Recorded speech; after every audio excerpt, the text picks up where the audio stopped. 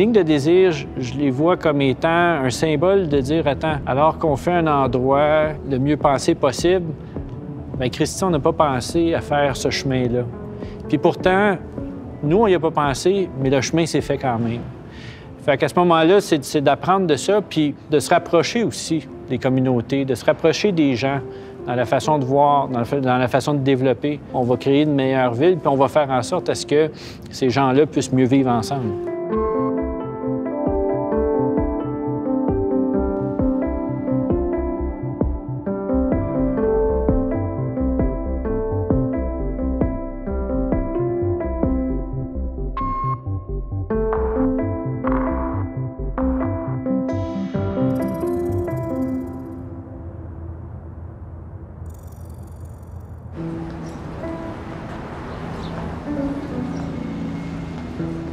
En fait, quand on regarde un peu comment les villes se sont développées depuis les 60-70 dernières années, on remarque que c'était pour répondre à des besoins très spécifiques dans des moments très précis. On a eu là, bon, le phénomène des familles nombreuses. Ensuite, on a eu aussi le développement des centres-villes. On a eu, bon, pour différentes raisons, que ce soit des fonctions commerciales, des fonctions administratives, ou même on a eu le déclin de l'industriel lourd qui s'est fait là, avec, je vous dirais, au cours des 50 dernières années. Rarement, on considérait la complexité de développer nos villes dans l'aménagement du territoire ou même dans le fait de bâtir, par exemple, des quartiers en tant que tels. Ça fait en sorte qu'on voit aujourd'hui une certaine nécessité par rapport à ça de justement d'ajuster un peu plus le cadre bâti, mais aussi dû à des contraintes qui sont tout autres. Les changements climatiques, la crise sanitaire qu'on vient de traverser. Au-delà des gens, au-delà des cultures, au-delà des mixités qui existent dans les différents quartiers de nos villes, bien, le cadre bâti doit s'ajuster à ça.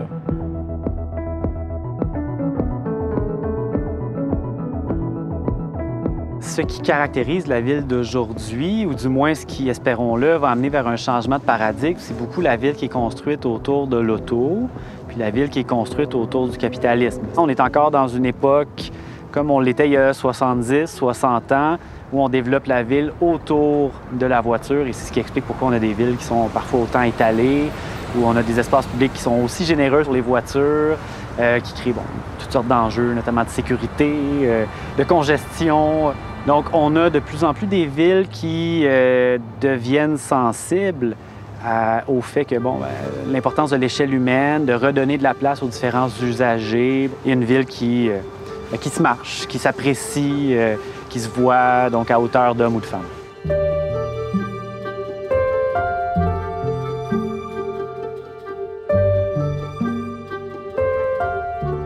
Mon nom est Marianne Contreras. Je viens de finir un cours en préposé aux bénéficiaires. On a attendu plus que 6 ans pour avoir un logement ici. J'étais enceinte quand j'ai appliqué, puis j'ai dit, ça prend le temps que ça faut pour avoir un logement.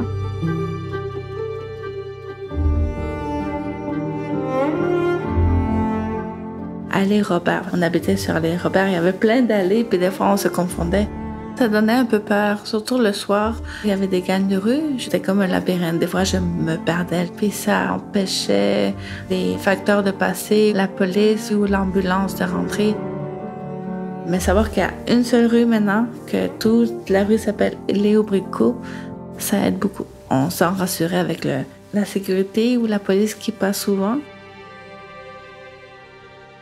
D'avoir donné une identité citoyenne aux locataires, c'est quelque chose qui était le souhait principal du projet. Les locataires n'avaient pour la plupart pas d'adresse sur rue, donc ils vivaient dans une micro-société isolée. On a cédé une partie de notre terrain à la ville qui a construit une rue. Maintenant qu'ils se sentent qu'ils font partie de la ville, ils font partie d'une société, donc ça leur donne une confiance et ça leur permet de bien habiter les lieux, d'en prendre soin, d'être fiers.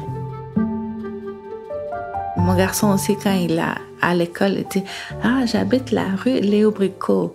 Puis il en parle à tout le monde. Puis ça m'a donné beaucoup plus confiance en moi aussi, que la rue soit partagée, que tout le monde ait la chance de voir où est-ce qu'on habite. Puis on se sent content de savoir qu'il y a une rue qui nous appartient. Nous tiennent tous à cœur.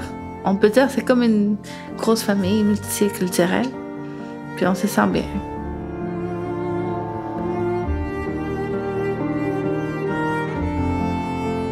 C'était tout un défi de réussir à convaincre tous nos partenaires d'investir puis de nous accompagner dans ce projet-là. C'est l'arrondissement de Villeray-Saint-Michel par extension qui a payé et fait les travaux nécessaires pour la rue. Donc, c'est un partenariat, on peut dire, avec eux, là, un accompagnement qu'on a fait avec l'arrondissement pour trouver la meilleure solution pour les habitations Saint-Michel. C'est long à changer, mais on commence vraiment à le faire. Maintenant, je pense qu'une rue partagée, ça n'étonne plus personne. On est capable maintenant d'intégrer ça dans un projet. C'est le manque de connaissances qui fait qu'on ne va pas aussi de l'avant qu'on le souhaite parce que les gens ont peur du changement. On l'a un peu imposé, puis c'est peut-être ce qu'il faut faire pour que les gens l'acceptent et on commence à se l'approprier. Mais maintenant, je pense que la rue partagée, des pôles de mobilité, les pistes cyclables, ça n'a pas tué la ville, ça l'a amélioré, la ville.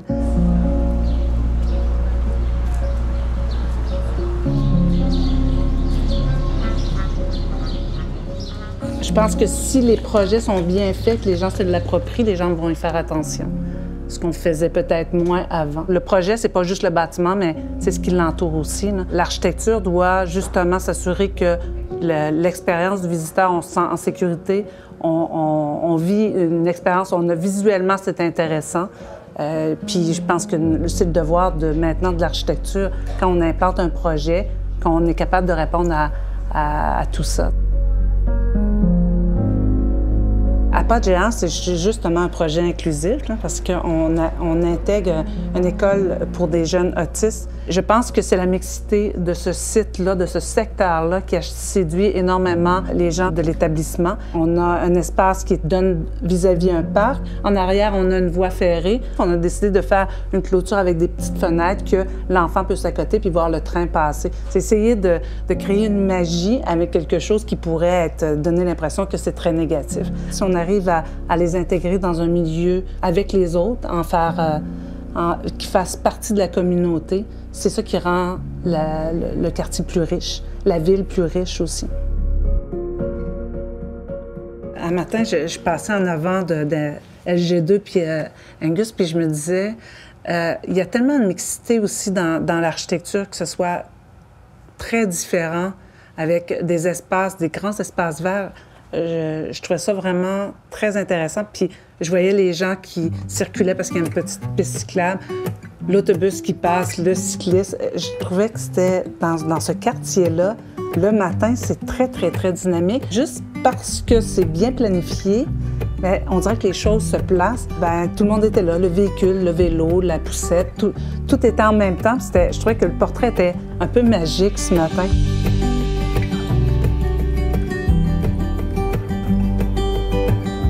Je voulais vous parler de l'allée, dans le fond, l'allée commerciale qui est là, avec des principes quand même assez campés, c'est-à-dire qu'il n'y a pas de chaînes qui ne sont pas des chaînes québécoises. Évidemment, de plus en plus, ce qu'on voit, c'est l'impact ou l'importance de la proximité. C'est-à-dire que même si on est dans des villes qui ont des étendues quand même assez considérables, bien, on se retrouve un peu comme c'était il y a beaucoup d'années, c'est-à-dire dans des milieux qu'on souhaite être justement proches de nos commerces, proches de nos loisirs, proches même de notre travail. Il y a un retour, ou devrais-je dire, il y a un intérêt pour l'échelle humaine. Donc, de revenir à des modèles de villes à échelle humaine, c'est de proposer des villes pour permettre que je puisse aller chercher ma pinte de lait à pied, que je puisse aller travailler à pied ou peut-être à vélo, que je puisse aller à l'école, m'éduquer, avoir des opportunités à distance qui ne nécessitent pas de me déplacer en voiture. Cette tendance vers la mixité, la compacité permet d'effacer certaines des erreurs qui nécessitaient notamment l'usage de la voiture pour se déplacer entre ma banlieue dortoir et mon parc industriel ou mon lieu d'emploi, par exemple. Puis il y en a aussi à l'arrière, dans le nouvel édifice, entre autres, développé pour LG2.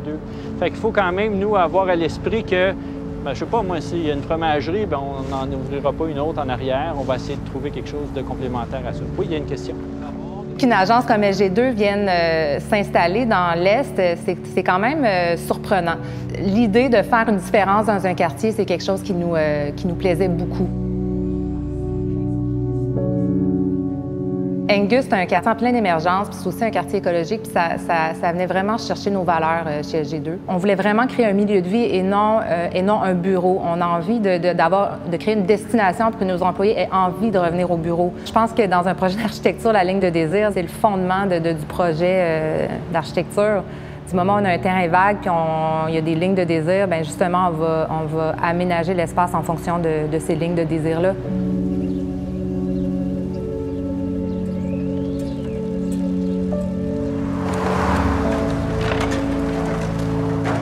Je pense que le minimum, puis en même temps, ce qui est nécessaire, c'est d'expliquer pourquoi on fait les choses, puis de les faire de façon transparente. Puis un réel effort de sensibilisation puis d'éducation autour de la façon de faire du développement, la raison pourquoi on le fait. Bien, je pense que toutes ces parties-là peuvent finir, peut-être pas par s'entendre parfaitement, mais toujours rétablir cet équilibre-là qui est nécessaire pour qu'il y ait un développement qui se fasse. Parce qu'il ne faut pas arrêter le développement. Il faut juste le faire de façon plus raisonnable, plus responsable, puis le faire de façon aussi où c'est transparent, où les gens, au moins, ont accès à de l'information, peuvent au moins dire, bien, à défaut d'être en désaccord, je suis au moins au courant puis conscient de comment ça va se passer. La ville est un écosystème qui est toujours en constant changement. Le territoire est un objet de négociation. Et autour de la table, oui, il y a des acteurs qui sont plus forts que d'autres, des acteurs économiques, des acteurs politiques, mais il y a aussi des plus petits acteurs. Les voisins, les voisines sont en mesure, pas de mettre un droit de veto, mais d'être invités autour de la table du développement futur de notre territoire, de notre milieu de vie. Je pense que ça, c'est une valeur ajoutée importante aussi à considérer. Ça témoigne de la force qu'un regroupement de résidents, d'entrepreneurs locaux, d'institutions locales peut avoir et le rapport de force qui peut se dégager de ça. Une organisatrice communautaire qui m'a demandé si ça m'intéressait de m'impliquer un peu plus dans l'HLM, puis j'ai demandé oui, dans quoi. Elle m'a parlé de l'association locataire, puis il y avait aussi les comités consultatifs des résidents. Ça m'a toujours intéressé comment ça fonctionnait, puis comment le budget était réparti, puis la problématique de toutes les HLM par rapport ici. J'ai beaucoup aimé participer, puis rencontrer aussi beaucoup de personnes. En fait, ce qu'il y a d'intéressant dans les séances de consultation, c'est qu'effectivement, il y a une pluralité de diversité chez nos résidents, mais chez toutes les parties prenantes aussi, donc les organismes communautaires qui sont à Saint-Michel, les gens du quartier. Donc, cette pluralité-là, ça amène une diversité d'opinions et bien, ça permet tous ensemble de co-construire le projet. D'avoir su mobiliser là, tout le monde autour d'un projet comme ça a été, je pense, une grande fierté, un accomplissement. Saint-Michel, c'est quand même un quartier à Montréal qui est très tissé serré au niveau du communautaire. Donc, le communautaire prend beaucoup de place et est très fort. Donc, on est content d'avoir su rassembler tout le monde autour du projet. Je pense qu'un des apprentissages du projet ici, c'est que c'est toujours payant de travailler avec les gens qui sont les principaux concernés. Le logement, dans le fond, est le reflet un peu de notre perception de nous-mêmes. Et quand nos voisins nous voient ont une perception positive de nous, je pense que ça joue sur l'engagement puis sur la fierté des résidents. De savoir que c'est unique par rapport aux autres HLM, c'est les couleurs, comment ça a été distribué la rue. C'est un moment très beau, puis on se sent vraiment chanceux d'habiter surtout dans des appartements nouveaux et puis rénovés. Parce qu'avant, j'avais toujours d'anciens logements. Puis de savoir qu'on a un logement tout nouveau, tout propre, on était tous contents. Puis ma famille aussi était « Waouh! Tu vis dans le luxe? » J'ai dit « Oui. » Le regard des voisins sur les résidents de Saint-Michel a changé. Il y a plusieurs éléments qui avaient contribué au fil des ans à donner une mauvaise réputation, non seulement au bâtiment, mais à ceux qui l'habitaient. C'est là-dessus qu'on est venu jouer, dans le fond, en refaisant complètement le plan d'ensemble, en créant une rue, une ouverture sur le quartier, mais aussi quelque chose de beau. On est passé d'immeubles dont on avait honte, parfois c'était les immeubles les moins beaux de quartier, aux immeubles parfois maintenant les plus beaux des quartiers. Donc, on est en train de changer la face des HLM, on est en train de changer la perception des gens, puis on n'a plus honte de nos logements sociaux et je pense que ça, c'en est une ligne de désir.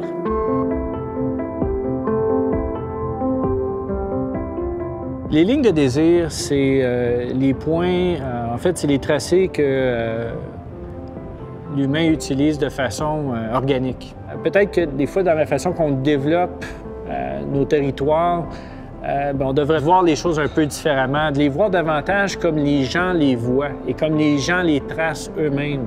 En s'inspirant de ça, peut-être qu'on aurait de meilleurs développements qui deviendraient plus près de ce que les gens souhaitent et veulent avoir.